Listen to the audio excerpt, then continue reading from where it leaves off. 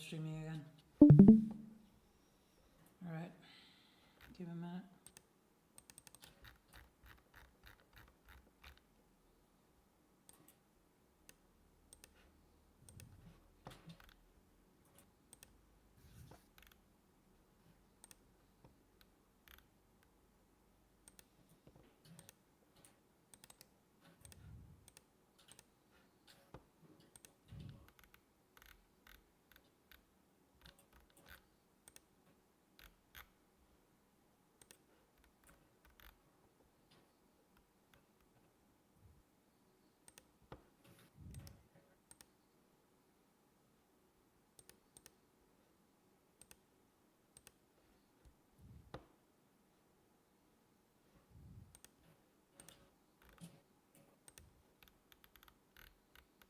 Promoting real quick, give a minute.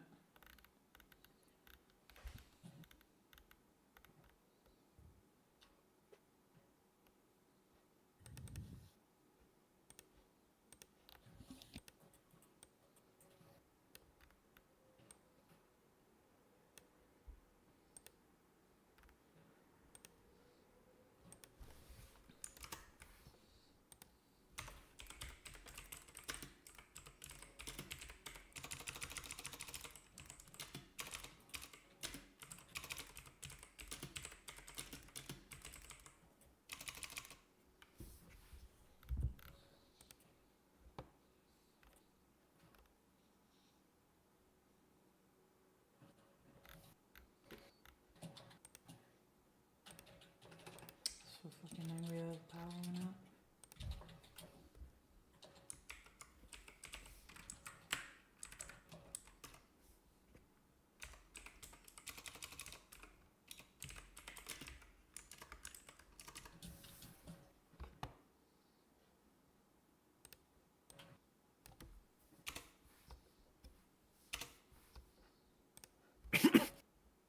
You good?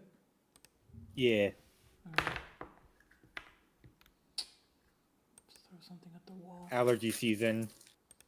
The son of a...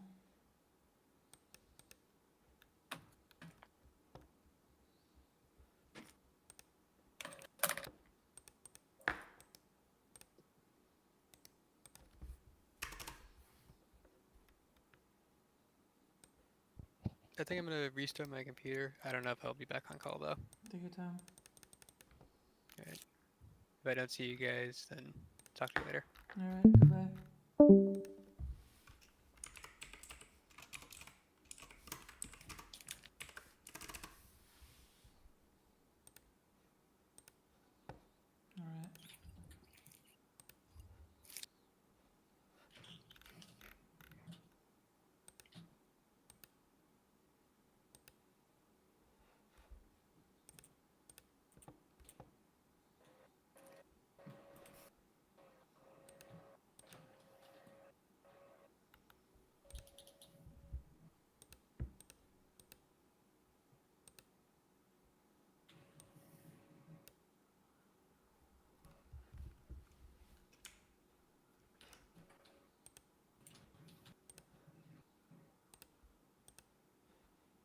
Iterations. Definitely the most diverse out of any other character.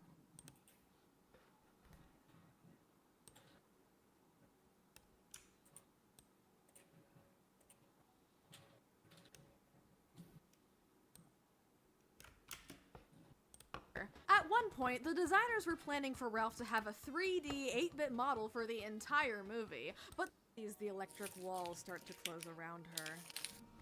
First, Ralph wanted to be a hero so much that he forgot what being a hero actually meant. But now, it's never been more clear. Vanellope made Ralph realize his true value as a person. She loved Ralph for who he was, not for who he wanted to be. And thanks to her, he's finally learned to accept himself, embracing his brute strength to its fullest capacity. Not for breaking the same building over and over, or for pursuing any self-centered purposes, but instead by using his strength for the sake of others. In contrast to Hero's duty... oh. In contrast to Hero's Duty, Ralph really is this game's last hope, and only now is he committing a true act of heroism. Except this time, he doesn't need to be rewarded with a medal. He already has the only one that matters. Could you stop using that sound effect? No, it's a good sound effect, and it's funny. I don't care. And even though Ralph is confident when he calls out, "I'll meet you at the finish line," That's good, he then. is still entirely aware of Yeah, the yeah, well, don't deadly worry, risk he we're is fine. imposing upon It was himself. just me, my power And went out. yet, he doesn't hold It's back. fine. It's no longer just to prove himself. It's to make sure It's that alright. everything he and Vanellope worked for together will finally come to fruition. Because they haven't come this far chasing her That dreams might- for nothing. My buddy.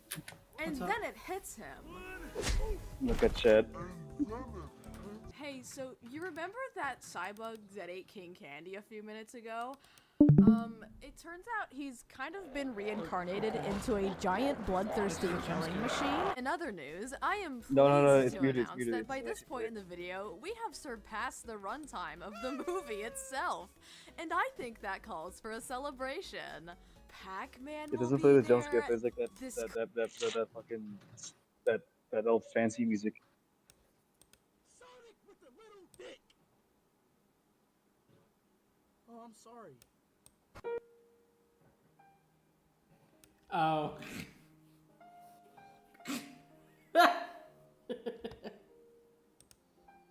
Famous last words. Oh, I'm sorry.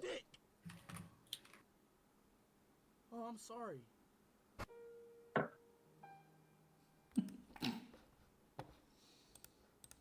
Clown will be there. Skrillex is DJing. Oh my god. But where were we? Again, where the fuck Yeah, the do you living even tombstone. begin talking about something like this? Okay, I'm just gonna get it out of the way. He's kinda hot. If I'm being honest, I don't see enough love for this part of the movie. It might just be me, but I feel like everyone always jumps to talk about Ralph's sacrifice. And don't get me wrong, it is hard to beat that scene. So regarding the scene that comes right before it, it's kind of put up against an unfair fight.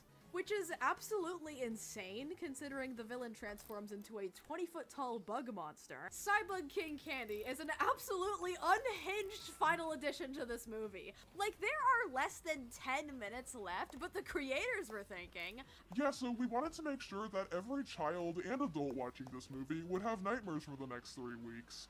You know, just so it'd stick in your head for a little longer. the actual reason was because Turbo on his own simply wasn't intimidating enough for a final confrontation. So having a dramatic transformation works perfectly, not only because it harkens back to those classic Disney villains from times past, but also because it's one final tribute to this movie's adoration for video games. Like seriously, name a more iconic opener than this. Welcome to the boss level. But the shot where he unveils himself is especially outstanding, because it obscures information about what the fuck he's turned into until we get the full picture. Which is only after he uncurls a surprising number of limbs from behind him, which, I'll be honest, need to be confiscated from him immediately. Ever since the reveal, King Candy has undergone a drastic change in personality. No longer is he a quiet and manipulative type, as his hints of cruelty and self-obsession have now bubbled to the surface past his disguise, overflowing with the very same violent impulses he had those many years ago. But now, he finds himself in a new form, a form that grants him more power than he ever could have imagined. Thanks to that unlucky Cybug, he now has a new and vicious outward appearance, and in this body, his virus-like nature has never been more apparent. I've always found it interesting that when Candy speaks to Ralph, he isn't horrified of what he's become. He instead acts like this is the greatest thing to have ever happened to him. After all, this is what he's always The greatest been horror like is on the cosmic inside. bliss. Why wouldn't he be euphoric? And honestly, he's sort of transcoded for that, but I don't have time to get into that right now. And if you get mad at me this far in the video for mentioning trans people, then I don't know what to tell you other than please go outside. If you think about it, Sugar Rush isn't the only racing game. He could have easily taken over another one. But that's the thing. It was never about racing. It was about power. And as it turns out, finding himself in a form like this is more power than he ever had just usurping a throne. He doesn't even have to hide anything anymore to maintain it, so why not just be honest about his intentions for the first time in his life and really spell it out?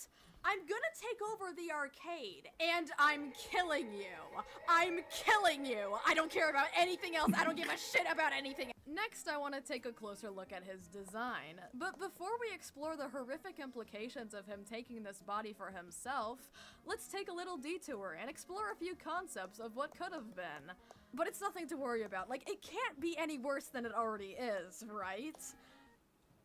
Jesus. So it got worse. The following pieces of concept art were made by Scott Watanabe, and they were uploaded to his now defunct blog back in 2014. Okay, so maybe I'm just salty after working on this for 8 months and expecting there to be at least more than 1.5 pages of insight on the guy I'm making a video about, but I honestly can't imagine why they wouldn't include these in the art book, given how complex and interesting his final design actually is. Maybe the publishers just thought he was too scary or not marketable enough? I genuinely don't have a goddamn Honestly, clue, forever, but I do know Eva. one thing, You would and last that is forever, I will honestly. not stand for this erasure any longer! Okay, calm down, it's just a silly little movie about video games, it's nothing to get worked up over. Now, the one thing these rejected designs have in common is that they're both turbo-centric, meaning somewhere along the way, the filmmakers decided to switch to King Candy as the focus, and that honestly makes a lot of sense. As cool as it would have been for Turbo to finally embrace himself in a grandiose way like this, King Candy is the one the audience is actually familiar with. And by this point, he's been assuming that character longer than his original self, so it only makes sense for his ultimate form to reflect that. But for a moment, I want to dive back into the Cybug symbolism, as it becomes 100 times more horrifying after considering a few things. Cybugs themselves are already a virus, an embodiment of chaos, but even viruses can get infected.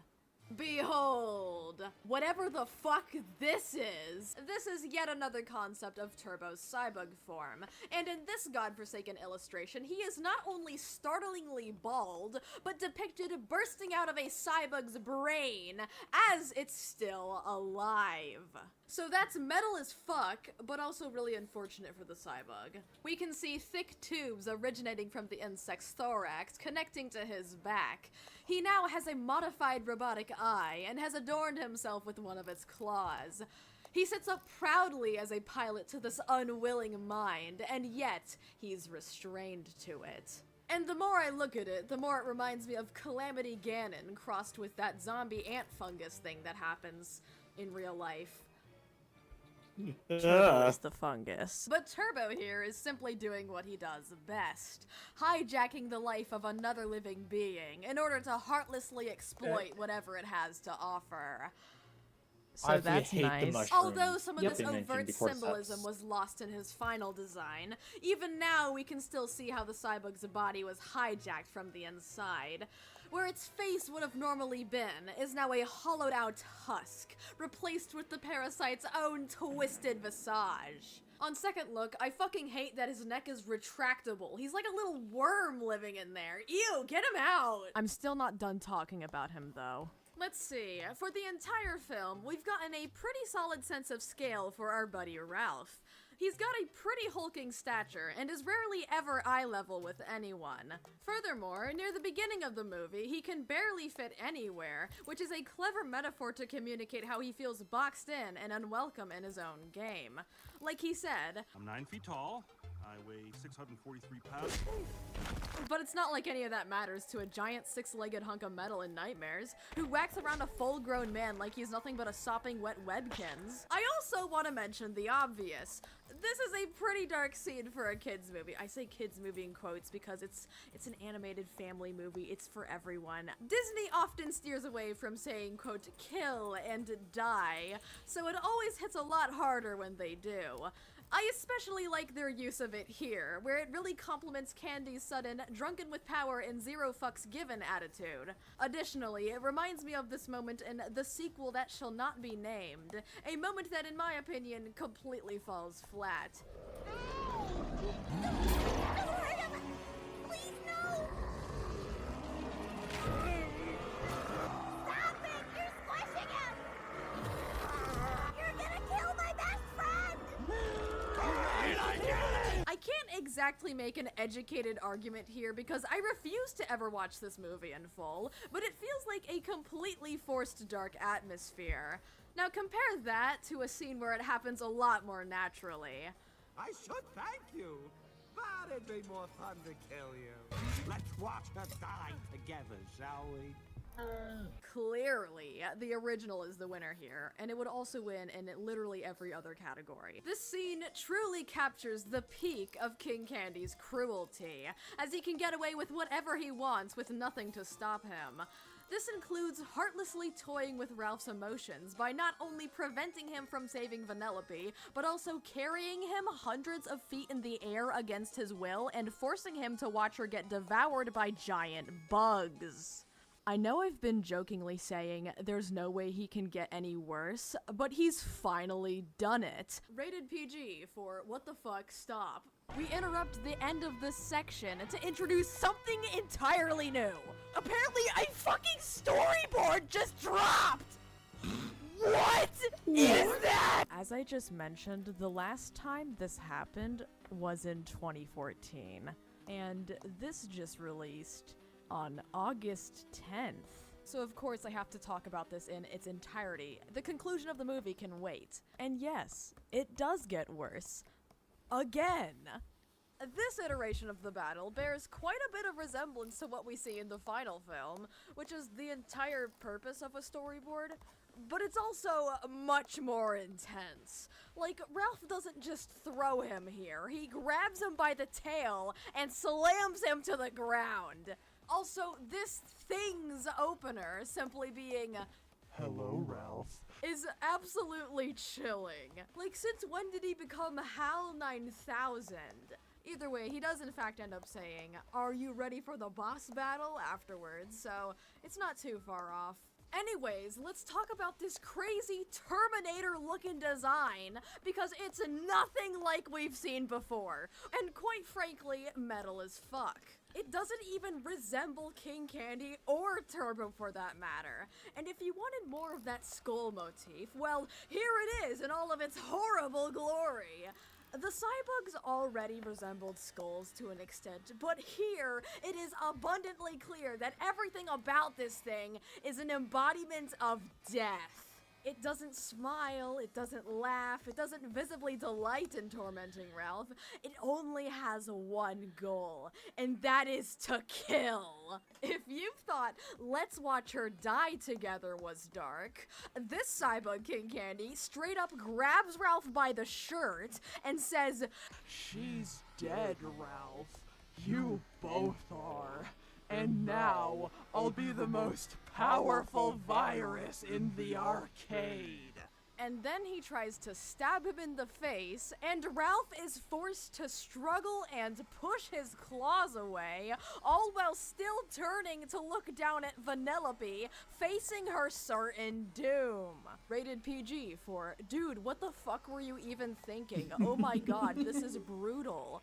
At this point, Ralph seems to be overwhelmed with pain and anger, but in a moment of strength, he forces himself to turn to the only option that's left, and that is to sacrifice himself. In the final film, it's slightly different. Ralph is overwhelmed with pain, but it gives way to resolve and hope. He still has one final option, one final chance to prove himself, and this time, he won't let it slip from his grasp. See what I did there? In the first half of Ralph's speech, you can see the fear in his eyes. You can see that he's afraid of dying. But once he looks down at Vanellope's medal, he suddenly becomes so confident in his self-sacrifice. Because after 30 years of feeling lost, he's finally learned what it means to accept himself. And now he's ready to die a hero. The meaning of art comes from the stories we tell through it, and the love we pour into it. It would be a crime not to mention the specific excerpt by Minor Jose Gaitan, the artist who animated this scene. Quote, Glenn Keane would say that pouring heart into your animation is something you can't teach. He explained when Tarzan touches Jane's hand for the first time, the close-up reaction he animated was of his own life experience of seeing his newly born daughter for the first time. It's taking your life experience, however happy, sad, or silly, and using that as your core reference. While shooting reference, I was inspired by my own life experience of losing one of my best friends to war, Marine Private First Class Vinny Frassetto. I planned on joining the Marines with him after high school, but my mother would push me to follow my goal to become an artist. Minor goes on to describe how Vinny was his hero in many ways, how he inspired him, and how these shots will always be special to him because of that connection. To have had your personal experiences live on through storytelling, having it strike a chord with so many people, it must be a feeling unlike anything else. This human element is what makes art worthwhile in the first place. It's something that will permeate through generations for years to come. As scary as being an artist in the world is nowadays, for whatever reason that may be, please take comfort in knowing that art made by humans, art made with love, will always prevail. Always keep And drawing, I can Chet. promise you, no matter what happens, we will continue to live through it. Always keep drawing, Chet. I don't know who needed to hear that. I think it was just me. No, As me the too, dog. shattered Mentos cascade around him, Ralph knows his work here is done. Always Embracing keep Vanellope's drawing, Chet. metal, he's finally at peace. And boom! Vanellope comes out of the blue and saves him! Yay! Now, I don't personally believe that this undermines the emotional impact of Ralph's sacrifice, because we got to see him accept what was going to happen to him regardless, nicely concluding his character arc.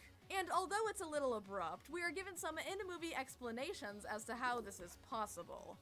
Earlier in Vanellope's own face-off with Turbo, side note, wow, he's really going after everyone, isn't he? She finally understood how to control her glitch, which also involved her processing time much slower.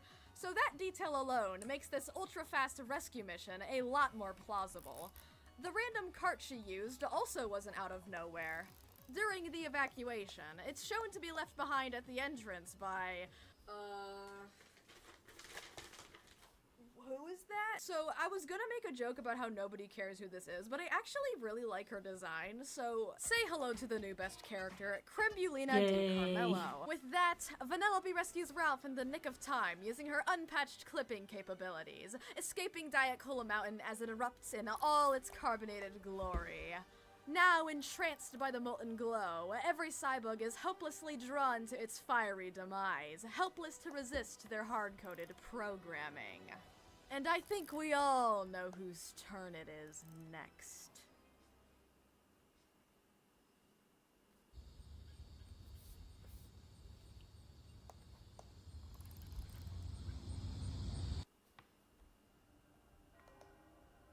As far as Disney villain deaths go, they all more or less followed the same ironically gruesome formula. Scar was devoured alive in flames by his own army.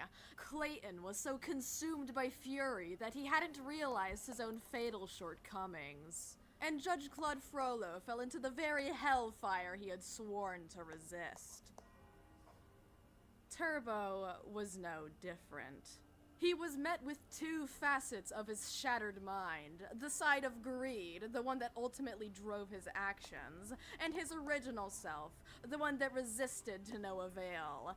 His mind and body betrayed him. He begged for it to stop, but it was far too late.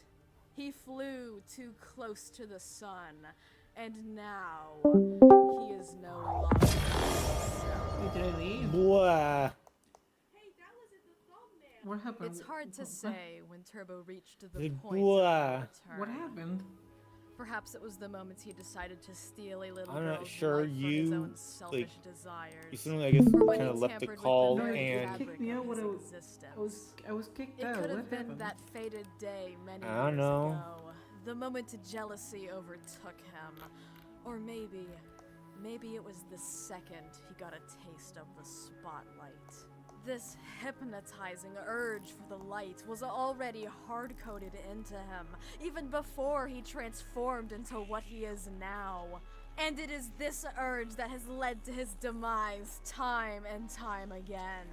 Now he inhabits a twisted embodiment of his selfish acts, assimilated into a mind and body with equal desire for greed and destruction as he did.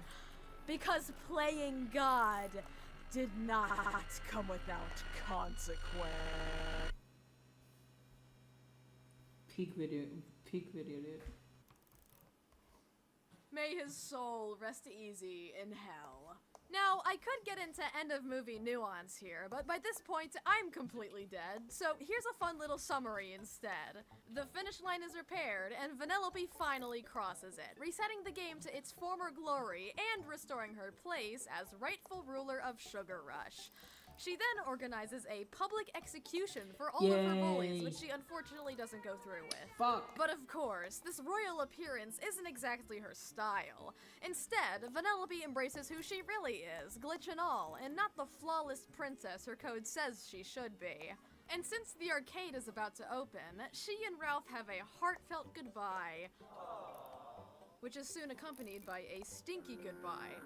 After saving Fix-It Felix and Sugar Rush, even though both of those were technically Ralph's fault, he still wanted to do more good in the world, so next he single-handedly ends the housing crisis, except it wasn't single-handedly, he got a lot of help from Felix. Although Felix could have instantly built living spaces for the past 30 years he's existed here, so better late than never, I suppose. Disclaimer. Oh, I almost forgot the best part. Felix and Calhoun get married! Yeah! And everyone is invited. Sonic is in there. Even Skrillex is here. For some reason. But yeah, no one gets eaten this time, and I call that a successful wedding. And of course, Vanellope finally learns what it's like to receive the love she deserves. And now that the Nicelanders treat Ralph with respect, he's gotten everything he ever needed as well. Something he never could have achieved without her. Because if that little kid likes me, how bad can I be?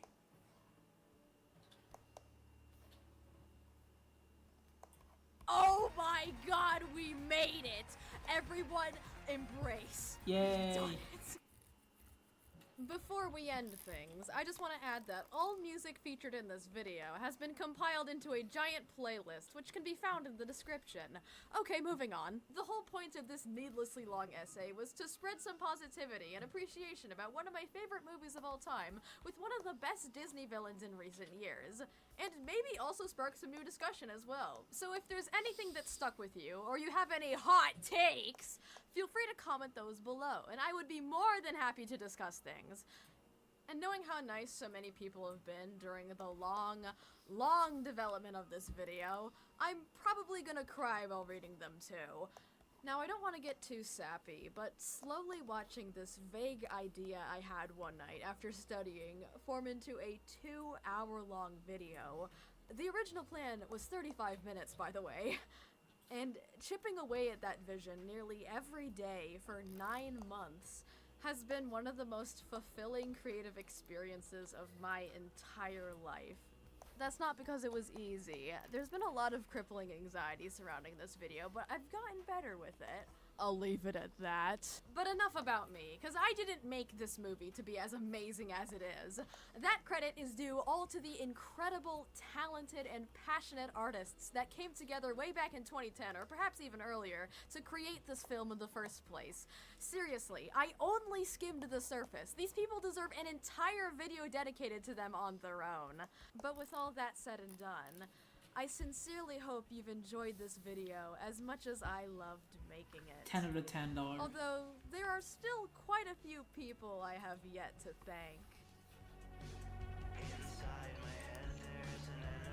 Alright, it's copyrighted music, so I'm gonna play it. Anyways, chat. I'm gonna put the link of the video on the chat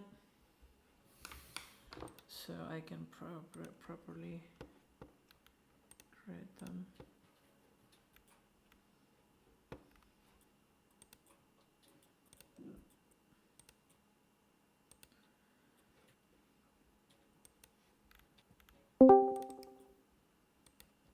Oh, hi, Wolfer. Oh.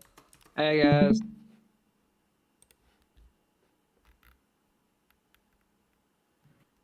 Okay, Wolfer is being covering fish eye. Alright. What other video should we... Oh, right, this one. Why, hello there. Welcome to the Brain Rot Party! Yippee! Mario! Help me. So this video is a bit of an offshoot to my main Wreck-It Ralph analysis, which will mostly focus on King Candy, and it's also not done yet, so keep an eye out for that if you care. Anyways, I wanted a moment to discuss a few characters on their own, those being Vanellope von Schweetz and Sergeant Calhoun. Specifically, the disability representation surrounding Vanellope's glitch and Calhoun's PTSD. As we're here, we might as well also touch on queer coding, and although it's a bit more of a stretch, you should hear me out. You know, we gotta check off all the boxes so all the transphobes and homophobes can leave, so if you're still here, yeah, transphobes and homos, cool. get the fuck out. Let's start off with Vanellope. Like, on the surface, she's a snarky, spunky, hyperactive 9-year-old girl, but she also carries incredible strength and kindness within her heart. Her chemistry with Ralph is such an adorable dynamic too. They share the struggle of being outcast by everyone in their respective games, and learn to form a sincere friendship over it. Also, you gotta love the trope of big scary guy becomes a father figure to fearless little girl. Sometimes there are multiple. But the most standout aspect of Vanellope has to be her glitch, which means every once in a while she'll get all choppy and kinda dissociate into another dimension for a moment. So kinda like a sneeze? First of all, the film seems to be pretty intentional with the disability metaphor, given how they avoid using language such as fixed or cured, and they also thankfully never took the route of removing Vanellope's glitch altogether. Because if she crosses the finish line, she won't be a glitch anymore. Good on them! More on that later. For now, let's focus on something that Vanellope says. I'm not a glitch, Dad. Just got dyslexia, okay? It's not only a clever pun, but it's also proof that disabilities do in fact exist in this world. But unless having Tourette's means you can teleport and having dyslexia means you can phase in and out of existence, I don't think Vanellope's glitch really has a real-life equivalent. But this fact doesn't take away from how it's shown to affect Autism! Because she's disabled, she's singled out and bullied by all the other kids her age. Not to mention her condition is stigmatized beyond belief to the extent she's seen as a threat. But not only a threat, a criminal! Did I mention she's 9? But worst of all, and this one's juicy, she has someone else trying to speak for her on her behalf, despite them not having her disability. Someone who says they're doing the right thing, when in actuality they are, at best, misjudging the reality of her condition, or at worst, purposefully spreading disinformation about her for their own benefit. I think we know which one King Candy is doing. But by the end of the movie, he's dead. So, her glitch, just like any other part of her, remains as a piece of her identity, along with her favorite clothes, favorite hairstyle, her way of speaking. It's just another thing she's learned to embrace wholeheartedly as what makes her, well, Vanellope. But here's where it kind of starts to go into a gray area. I'm a racer with the greatest superpower ever! You see, her glitch gives her already cutting-edge racing skills a surprising advantage, allowing her to teleport ahead of the other racers. But it's not entirely a superpower either. Earlier in the film, she struggles to control it, and it sometimes puts her in danger. Although it's clear the worst part is having to deal with the discrimination, something the glitch itself has nothing to do with, the biggest part of the problem being the system she lives in. So a few nights ago, I was eating ice cream and watching Avatar: The Last Airbender, as you do on a Saturday night.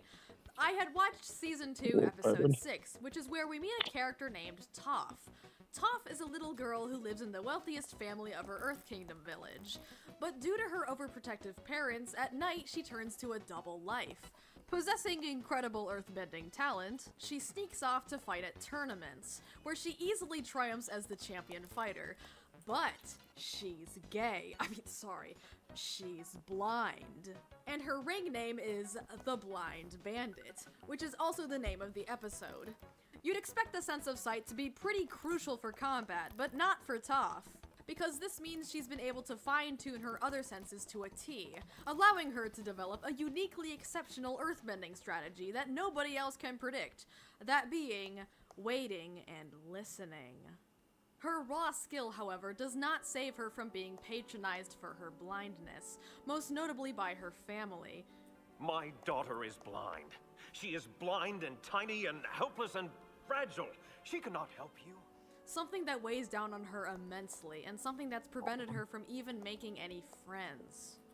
Vanellope cannot be allowed to race because she's a glitch. Is this starting to sound familiar? Both characters have faced adversity surrounding their disabilities, restricting their very ways of life. Vanellope is forbidden from racing because of her glitch, and Toph is forbidden from fighting because of her blindness, despite both of them being incredibly skilled at what they do. But at the same time, both characters live as champions, not because their disabilities are automatically a superpower, but because they learn to wait and listen. They found an opportunity to understand themselves, and in that way, turned their, quote, greatest flaw into their greatest strength. But to be blunt, this is very idealized, because in real life, a lot of the time, having a disability doesn't present you with some kind of special opportunity. Most of the time, it just makes things harder. I think that's why it's crucial that if you're gonna show a disabled character, you gotta make sure their triumphs are accurately balanced by their struggles. Toph's character kinda carries the implication that she's blind, therefore her other senses are exceptional. But like, what if they weren't? It kinda tries to justify itself when in reality you shouldn't need to prove anything in spite of a disability, cause existing with one is hard enough. So in case you didn't Vanellope read also VC begins to General, tear I on just this, woke although I up think at like it's less 4 severe. a.m. I don't think it's implied that Stream's Vanellope is still going, and I have no idea how I have no idea how I've woken up at the most ridiculous time in the morning 2 days in a row. What happened? Fall asleep on the couch? No. Oh. I'm sorry. Sorry to hear that, man. I'm sorry to hear, Kathy. Yeah, the text saying my life is sad kind of worried me. Are you good? Alright. Honestly, the stream is still going because it's like, it's not that late for me. It's like, it's fucking 12. The best racer because of her glitch. It just also happens to benefit her by giving her teleportation powers. And I know it's not entirely fair to compare these two because they have fundamentally different disabilities. But hey, representation usually isn't perfect, and I think it's cool that disabled little kids and even adults can see themselves in characters like Vanellope or Toph. And you know what? I think that justifies them enough. Also, I watched a great video by Jessica Kellgren-Fozzard that informed me more about this trope. So if you're interested in disability representation and media analysis, I totally recommend that you check out her channel. Now, to stray away entirely from this superpower trope, we have Sergeant Calhoun. Or Tamora, what's her middle name? Sorry. Tamora Jean Calhoun is probably the most underrated character in our main 4 lineup. On the surface, she has a rough, gritty, and intimidating demeanor. However, she's also a reliable leader, and once she feels comfortable, has a great sense of humor. Well, dark humor. Oh, this place just got interesting. I absolutely love how Felix bounces off of her in the B-plot. Like, pairing such an innocent, happy-go-lucky guy with this stoic, no-nonsense war veteran is so entertaining to watch. But one of Calhoun's greatest struggles is her tendency to brush off feelings of emotional vulnerability. And this is deeply rooted into her because of a traumatic event from her past. Calhoun has only ever let her guard down for one person, that being her fiancé, whose name is actually Brad Scott. And that is the kind of name I'd expect from this guy. Also, for some reason, in different regions, he's British. Okay. Anyways, Calhoun lets her guard down in more ways than one. On her wedding day, she neglected to do her usual perimeter check, resulting in a giant cybug crashing her wedding and eating her husband on the altar right in front of her. And because cybugs possess the ability to transform into whatever they eat, the wretched beast started taking the form of her dead husband, and she had to look him in the eyes as she put him out of his misery! Or at least that's probably what happened. Either way, that's really fucking bad. As a result, Calhoun is emotionally closed off from others and suffers from PTSD flashbacks, which will either happen spontaneously or after hearing a trigger word, one of hers being the name her fiance used to call her. I think this is in fact accurate to real life PTSD because a lot of the time flashbacks might just happen with no warning as a result of intrusive thoughts, or from hearing a trigger word or phrase or topic or anything like that. So as far as flashbacks go, I think they're being pretty accurate with the representation here. And unlike Vanellope, Calhoun suffers from a real-life disability. There is no useful upside to having something like this. It just makes it harder for her to live healthily and form meaningful connections with other people. It's never even joked about or anything. Nothing is in bad taste. The film goes out of its way to take her trauma seriously. Is she always this intense? It's not her fault. It's not her fault. Thank you, Kohut. Say it with me. It's not her fault.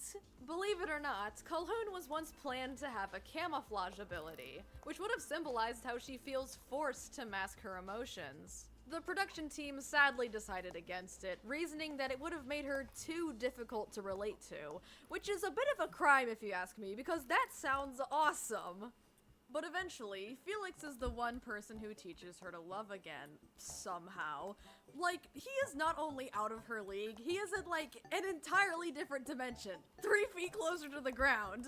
That's not to say I don't love the pairing, but how did he accomplish this? Maybe all Calhoun needed was an opportunity to move on from the past, by meeting someone who was reliable and kind and never withheld his emotions from her, for better or for worse. He's just a little guy, and she's just a tall woman.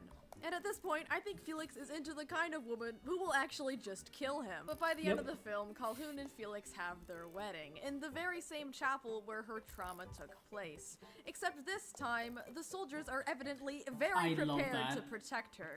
It's played off as being a little silly with how excessive it is, but it's clear that Calhoun needs this reinforcement to feel safe. And it's honestly really cool that they took her seriously and made her comfort a priority.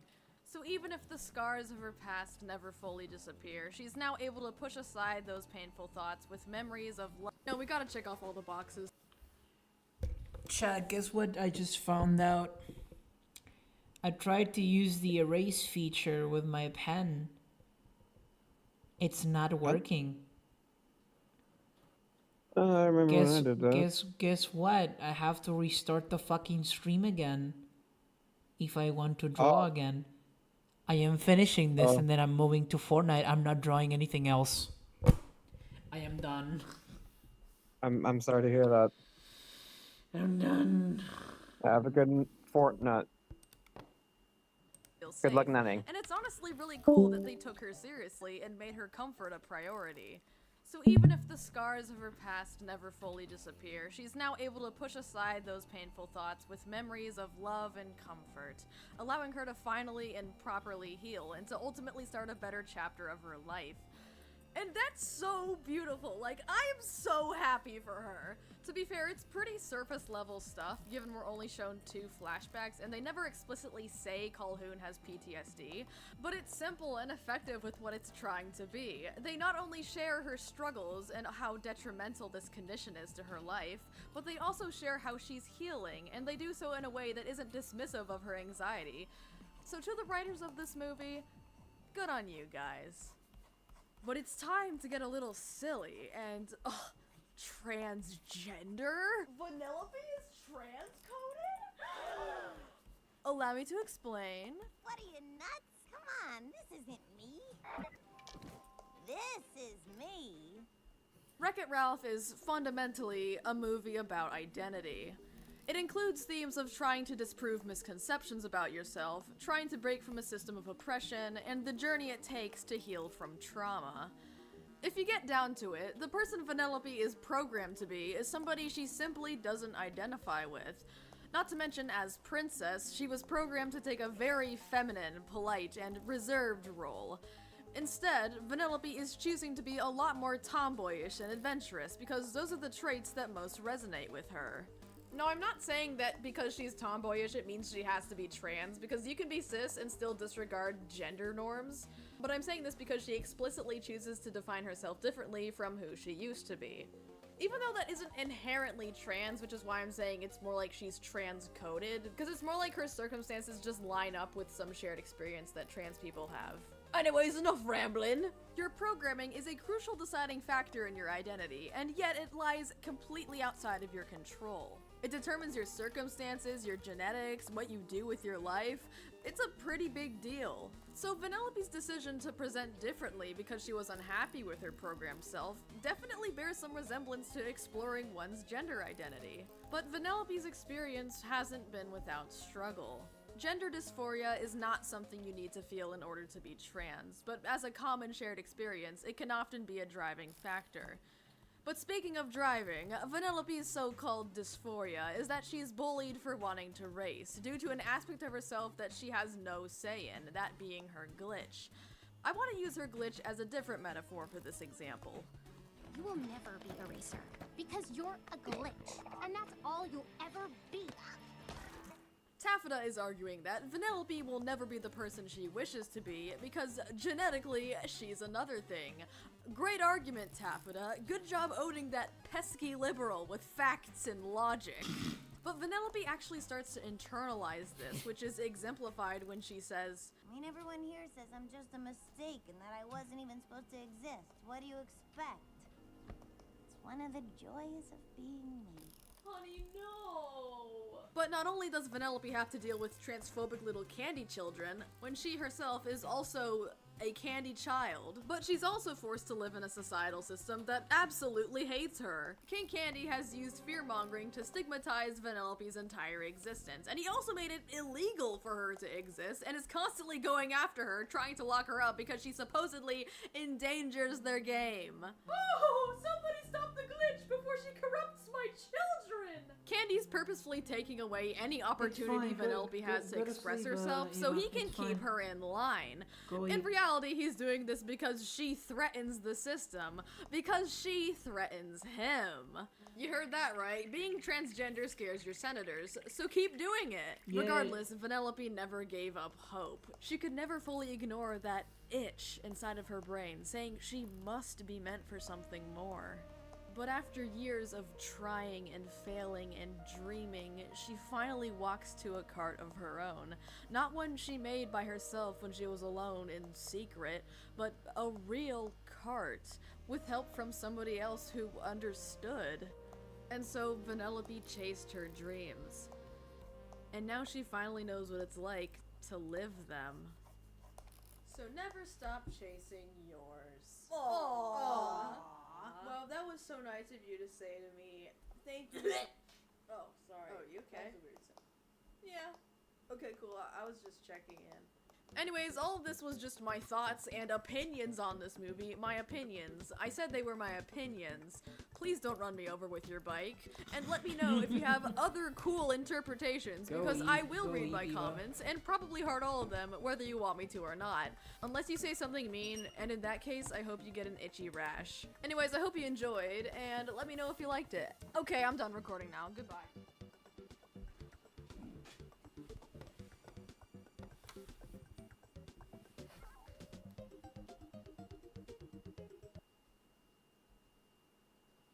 Wait, what do you mean, Kathy? Who's so bad?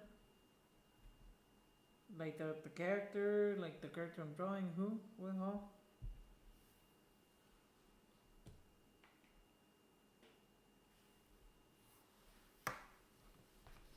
I see. Got it. Have you listened to that album? No, sadly no. I've been busy, sorry. Alright. I'm gonna put some music.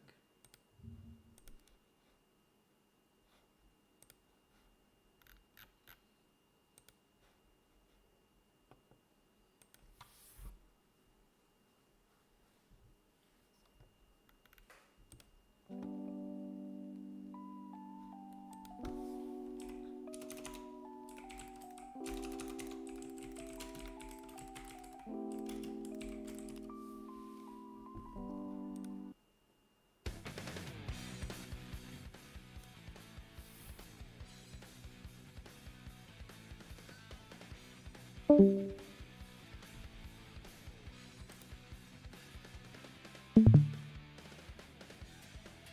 there he goes.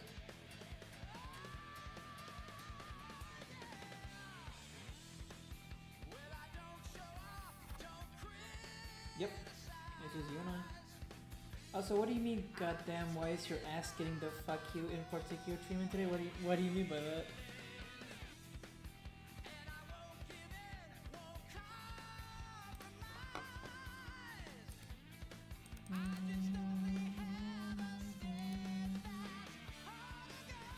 Good night, Eva.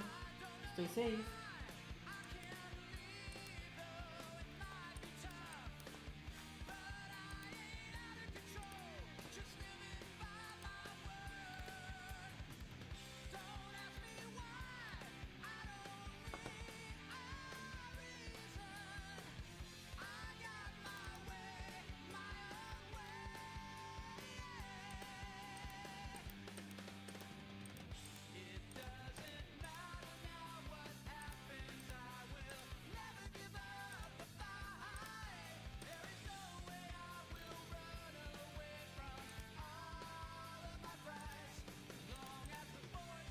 Oh, things aren't working. I gotta restore this. Yeah, it happened. Yeah, I don't know what's happening. I really don't care, honestly. I'll just buy another fucking cable and get over it.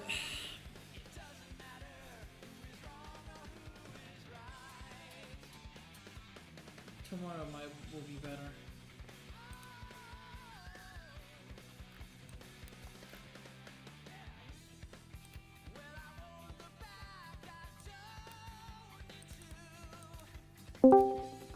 Hi, fish.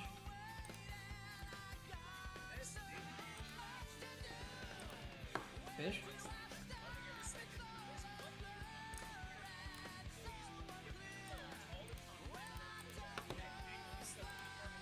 Fish? Hello, fish? Fish? Alright.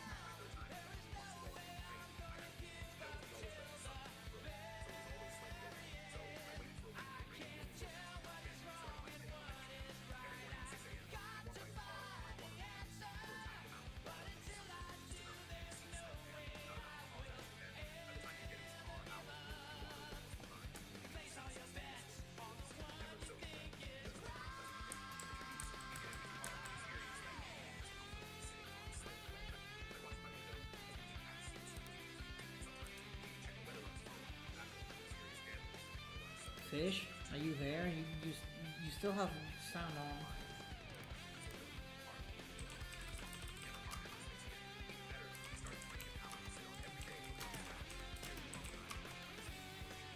Fish. Still yapping.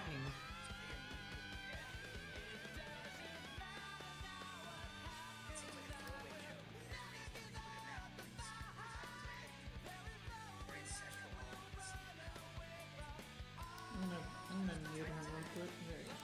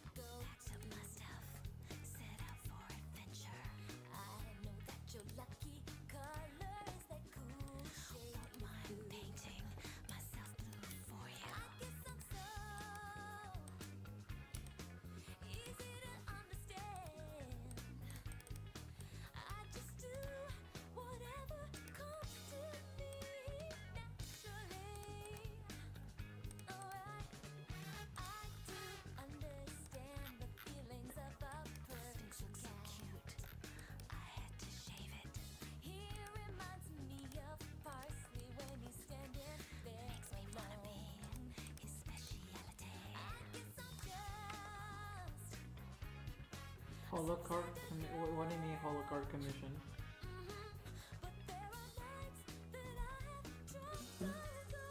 What do you mean, Racer?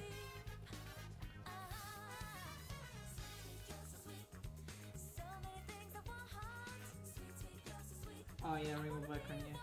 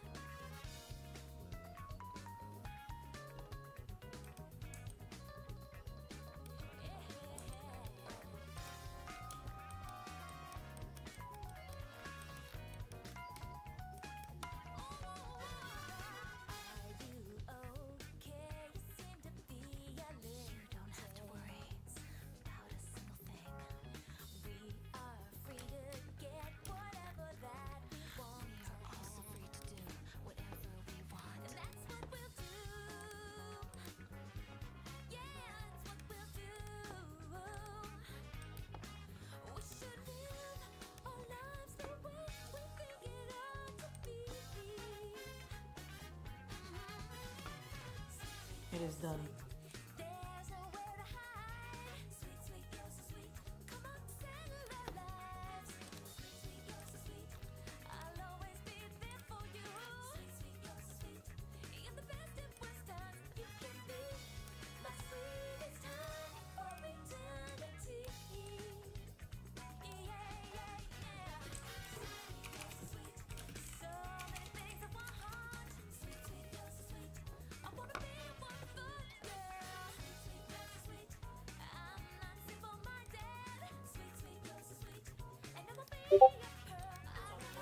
Fish, are you there?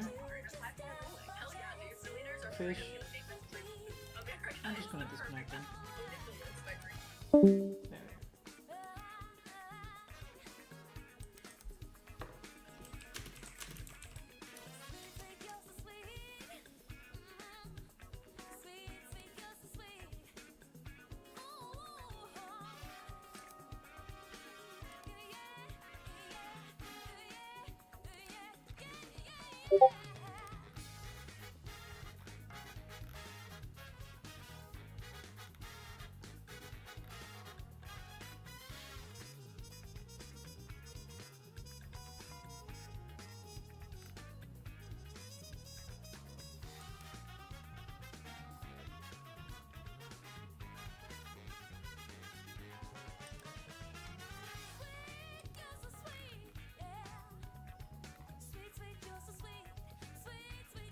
Never make to feed you your entire life. Don't cry, little Mega Man fans. Uncle Capcom's got enough nostalgia bait and teases of a new game will never make to feed you your entire life. Jerry, bring out the Funko Fusion crossover event. The fans are hungry. What? Don't cry, little Mega Man.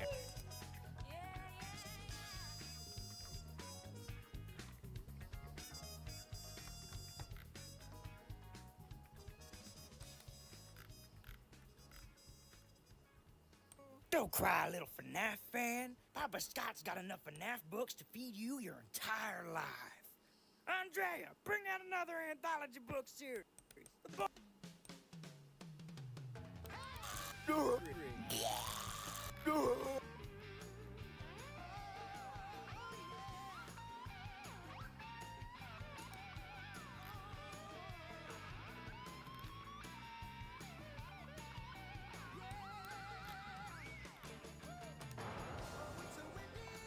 cry, little Yoshi. Uncle Mario hasn't enough Goombas to feed you for your entire life. Luigi, get the Goomba sauce ready. Boys are hungry.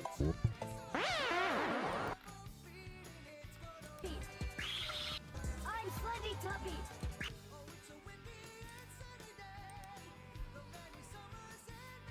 You know what? I'm not even gonna do the Fortnite thing. I just want to reset my computer and draw in peace. Because the stream is not going well, and people already left, so might as well just leave myself. Tomorrow I'll do another stream, don't worry. Wait, how many people are watching? 2 people. Alright, perfect. The validation I needed. Alright. Alright, everyone. Good night. Stay safe. Bye bye.